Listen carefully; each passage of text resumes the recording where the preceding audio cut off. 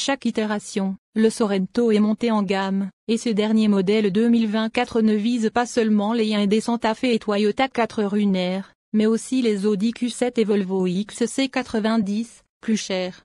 Les changements majeurs sont une suspension révisée avec une nouvelle technologie d'amortisseur, ainsi qu'une multitude de technologies d'infodivertissement et d'aide à la conduite améliorée.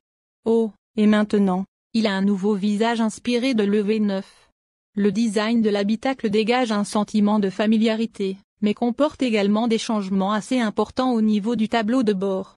Toutes les versions du Sorento sont livrées de série avec un écran conjoint intégrant le combiné du conducteur et un écran tactile d'infodivertissement, bien que la qualité de l'affichage dépende de la variante.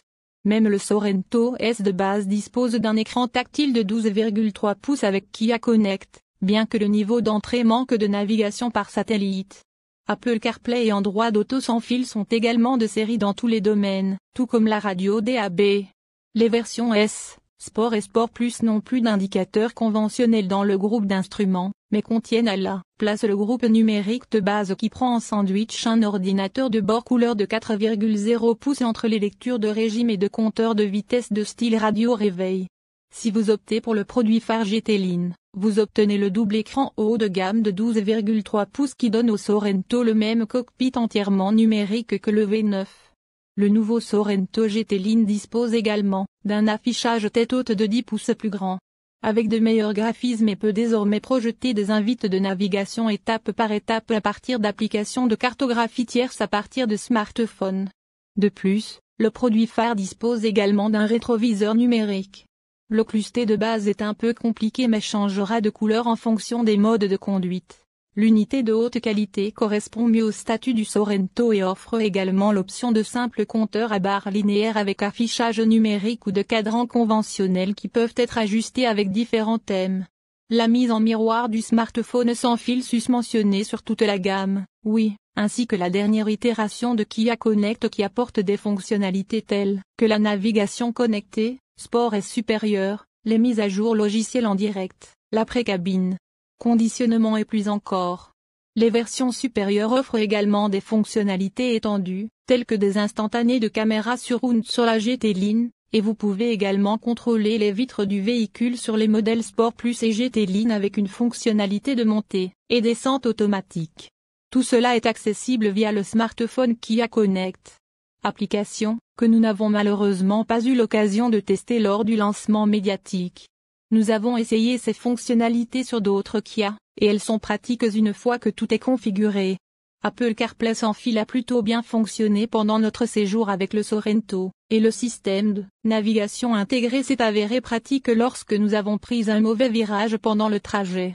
Le système audio haut de gamme Bose à 12 haut-parleurs des modèles Sport Plus et GT Line est également bon, avec un son net et des basses percutantes. Malheureusement, nous n'avons pas eu le temps, dans les classes inférieures, de tester le système standard à 7 haut-parleurs. Le confort et l'espace, à l'avant sont plutôt bons, avec de nombreux coins et recoins pour ranger vos objets comme les téléphones, les portefeuilles et les clés.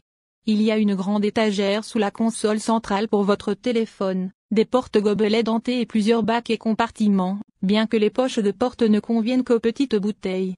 Je dirais que seule la GT Line propose un chargeur rapide pour téléphone sans fil, même si tous les modèles sont désormais sans fil. Mise en miroir de smartphone, et certains compartiments ne sont pas recouverts de feutre ou de caoutchouc, de sorte que les objets plus durs peuvent trembler un peu. Une autre nouveauté du Sorento est la barre tactile intégrée qui sert également de panneau de commande de climatisation et de commande matérielle, virtuelle pour le système d'infodivertissement. Nous l'avons déjà vu sur le V6 et le Sportage, et contrairement à certaines commandes tactiles d'autres marques, celle de Kia fonctionne un peu comme un appareillage de commutation conventionnel. Fini l'ancien levier de vitesse à barre hanté des qualités inférieures de la gamme Prelifting. Désormais, tous les modèles disposent d'un sélecteur rotatif qui offre un retour haptique lorsque vous engagez la marche arrière. Sa finition est presque cristalline et assez attrayante, même si dans les modèles DCT, l'engagement du rapport sélectionné peut être un peu lent.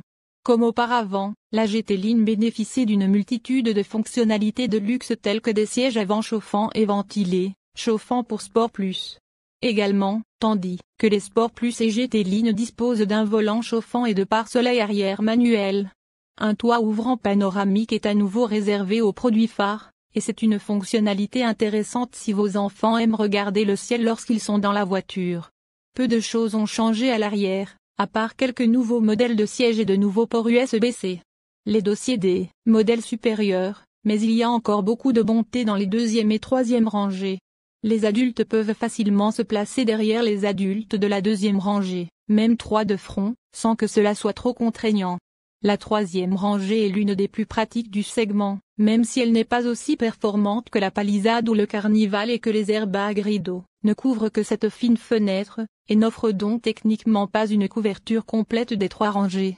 Le Sorento est également très adapté aux enfants, avec 5 attaches supérieures et 4 ancrages isofixes, ce qui signifie que vous pouvez remplir les 2 rangées arrière de capsules pour enfants si vous avez besoin d'espace.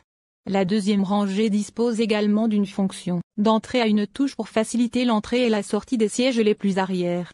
La troisième rangée de sièges elle-même reste l'une des meilleures de sa catégorie, avec suffisamment d'espace pour les adultes de taille moyenne pour des trajets plus courts et plus qu'assez d'espace pour les enfants. Toutes les versions disposent d'aération de deuxième rangée, bien que le S manque d'aération de troisième rangée et de commande de ventilateur. Ce qui est également décevant, c'est que le Sorento ne dispose pas d'une véritable troisième zone de climatisation automatique comme le font de nombreux concurrents. Les équipements arrière sont complétés par un accoudoir central rabattable avec porte-gobelets, des poches pour cartes de type filet derrière les sièges avant, des porte-gobelets et des porte-bouteilles dans les portes elles-mêmes, ainsi qu'une prise 12 volts derrière la console centrale. Les modèles GT-Line sont également dotés de sièges extérieurs chauffants de deuxième rangée. L'espace de démarrage reste le même pour la gamme mise à jour. Il y a 179 litres avec la troisième rangée en place, 608 litres avec 5 sièges surélevés et 1996 litres avec seulement 2 sièges en jeu, toutes les mesures sont VDA. La puissance du Kia Sorento hybride provient d'un moteur essence 4 cylindres turbocompressé de 1,6 litres associé à une boîte automatique à 6 vitesses, ainsi qu'un moteur électrique de 44 kW 264 Nm et une batterie lithium-ion polymère de 1,49 kWh. Les puissances de système sont évaluées à 169 kW et 350 Nm, ce qui est un peu en baisse de puissance par rapport au PHEV. Une Toyota 4RUNE hybride, en comparaison, offre 184 kW. L'hybride est rechargeable utilise une plus grande batterie Li-ion refroidi à l'eau de 13,8 kWh et un moteur électrique plus puissant de 67 kW 304 Nm, pour des puissances système de 195 kW et 350 Nm. Le PHEV peut également fonctionner à l'énergie électrique pure, jusqu'à 57 km en cycle combiné W et LTP et jusqu'à 70 km en cycle urbain pur, du moins sur la base des spécifications pré-liftées. On ne sait pas si le lifting apportera